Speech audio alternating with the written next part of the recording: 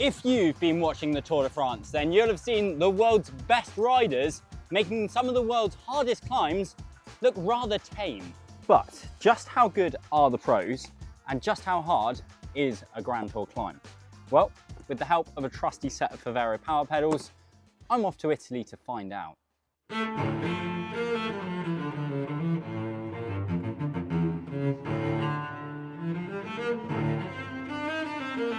Well, I've made it here to Bormio, right at the bottom of the Stelvio Pass, and now I need to go and find myself a bike, so let's go grab one.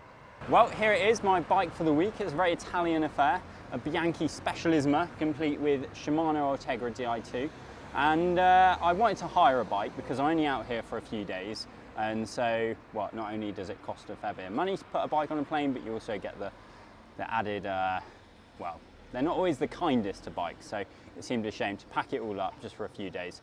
And I knew that there was lots of lovely bike shops out here. This one is the Stelvio Experience, and yeah, so I can hire a bike just for a few days.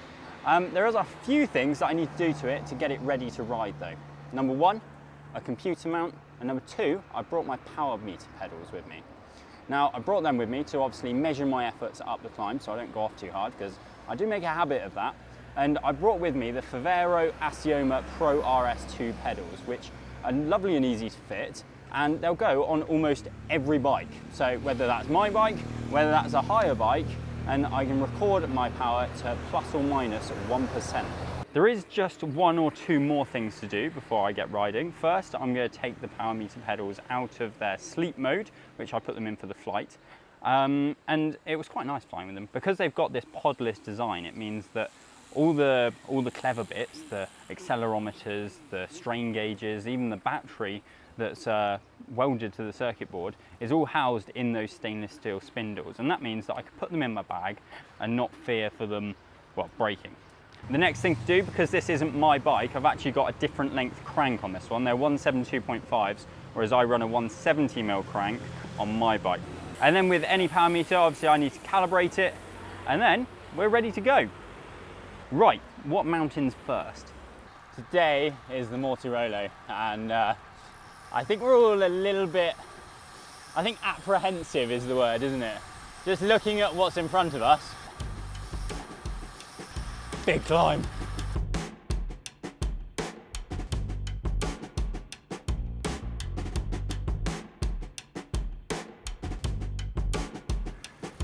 Okay, so this is the start. Starts off easy apparently, but it does feel quite steep.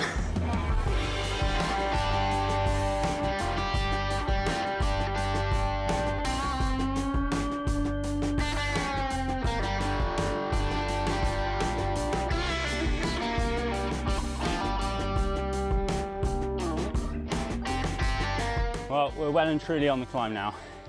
Just went past the sign, 10k to go. So we haven't made much of a mark on it yet. The next section is 11.7%, but there's going to be sections that are far steeper than that. Stelvio man is gone, he's in the distance.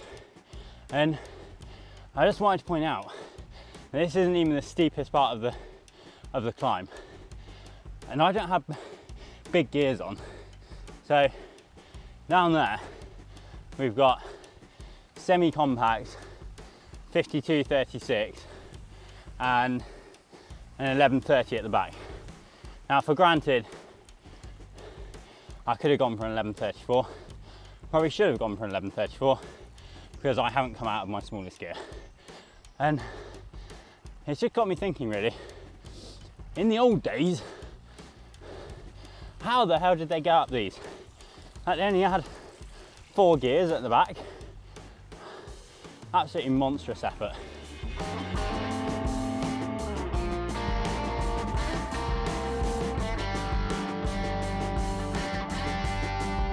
Okay, so climb update, 7.4k to go. I also got overtaken by a Movistar rider. He overtook me just before a hairpin. I went round the hairpin and then he was gone. He had literally teleported up the entire next section of climb. I don't know how he did it. Literally disappeared.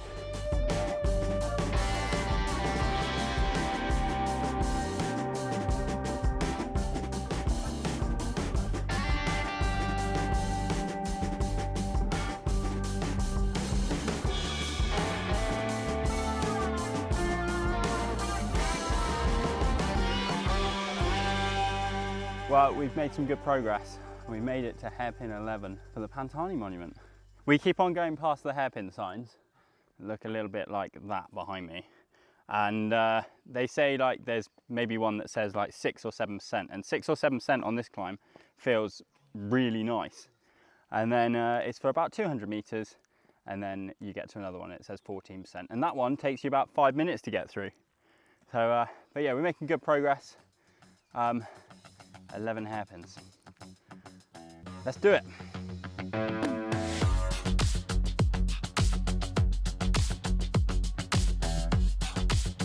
Next sign, 3.7k to go, 10.3% next section. Not too bad. That's about average for this climb. And when you see them riding up here in the Giro d'Italia, it's like, oh, they're in the wheels. I wonder when they're going to attack. There's no easy ride up here. None at all. You can see why so many people get dropped in the first kilometre, but it doesn't ease up. In fact, if anything, it gets harder.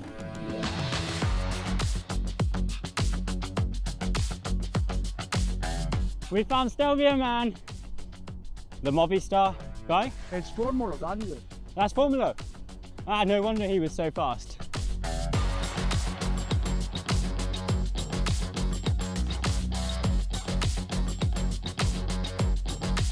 Okay, we're just over 1k to go, and it's not got any easier. But mentally, I think it probably has. I think by the time you get to this point, it's like I've come so far, I'm gonna have to finish. Been trying to hold about 270 watts on the Ferrero pedals. There's someone up ahead that I want to try and catch, but the problem is they don't look like they're that far up the road, but it's going to take me a minute if he was stationary to catch him. So let's dig in.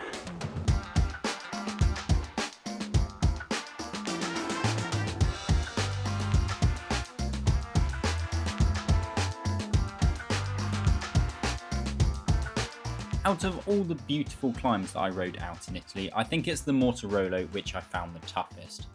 Harder even than the 21km long Stelvio pass. The locals call it the Bastard, and it certainly lives up to its name. It took its toll on me, but how does my time stack up against the pros?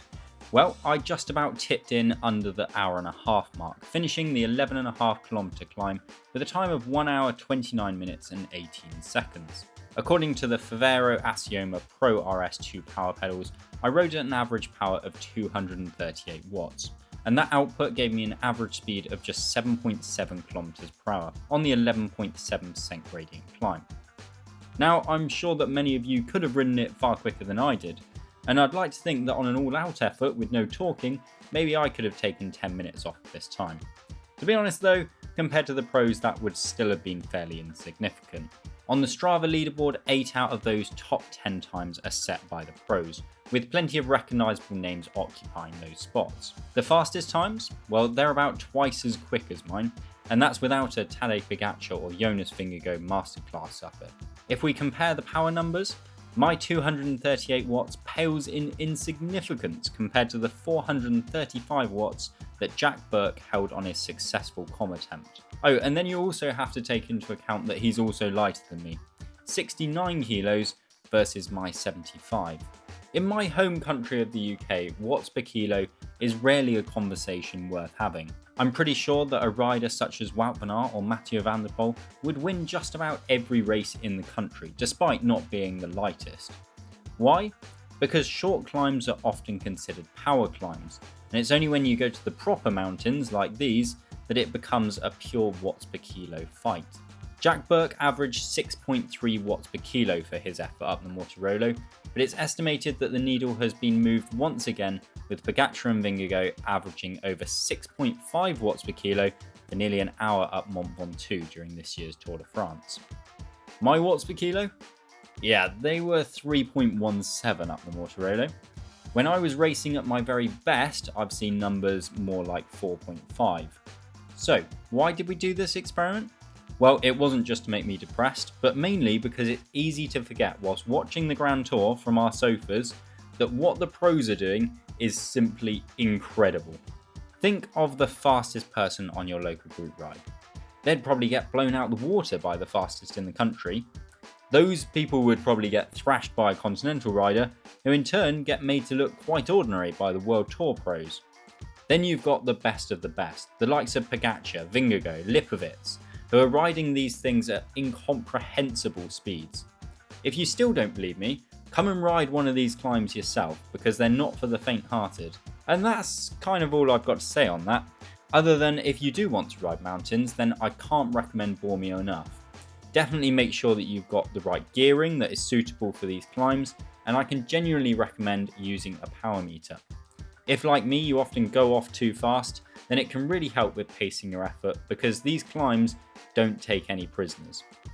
If you want to find out anything more about the Favero pedals that we've been using, then we'll pop a link in the description below. If you want to see more content like this, then please give this video a like and subscribe to the channel for lots more bike stuff.